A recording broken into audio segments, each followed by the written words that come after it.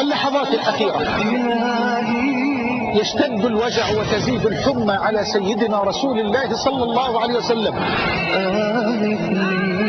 ويدخل عليه عبد الله بن مسعود فيقول: وفاة الحبيب، إني لأراك توعك وعكا شديد، تتألم ألم شديد. إني لأراك توعك وعكا شديدا يا رسول، إني لأوعك كما يوعك الرجلان منك.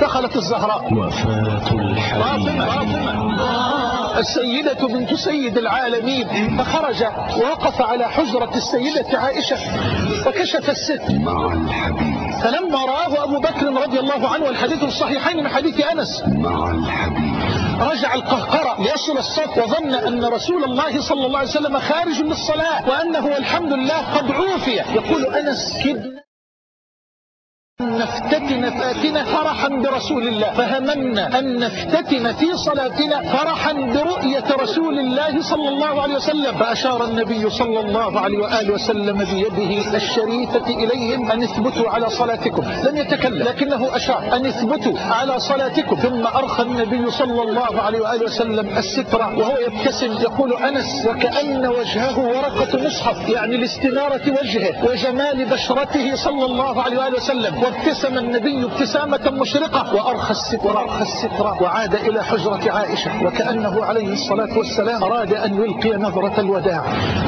على أصحابه.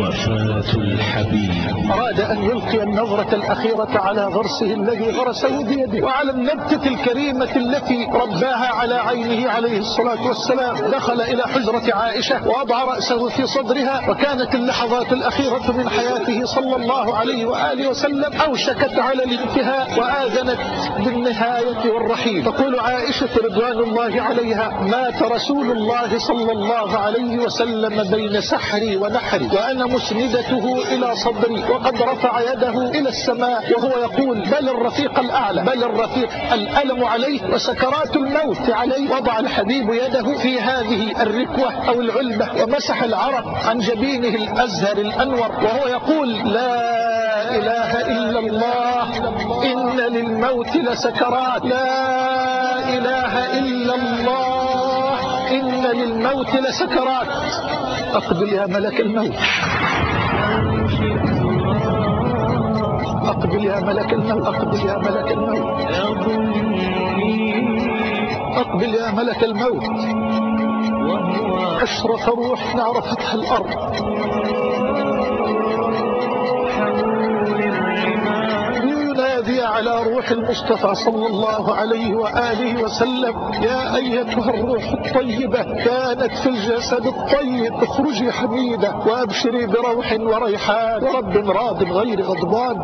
وسقطت يد الحبيب، مات رسول الله صلى الله عليه وآله وسلم. وكانت الفاجعة، فخرجت عائشة تصرخ، وعرف الصحابة أن المصيبة قد وقعت وأن رسول الله قد مات. أيها المحب للحبيب عبد الله، يا من رق قلبه وخشعت جوارحه ودمعت عينه، اعلم بأن الحب الحقيقي ليس دمعة تسكبها العين، وليس كلمات جميلة ترددها الألسنة، ولكن الفعل لأمره، اجتناب لنهيه، وقوف عند حدوده، نصر لسنته، اتباع لشريعته، رفع لراية دعوته، اتباع لسنته، صلاة وسلام عليه صلى الله عليه وآله وسلم. فيا أيها المحب اتبع رسول الله، قل إن كنتم تحبون الله فاتبعوني يحببكم الله. سيدي ربي أغثني وخذ بيدي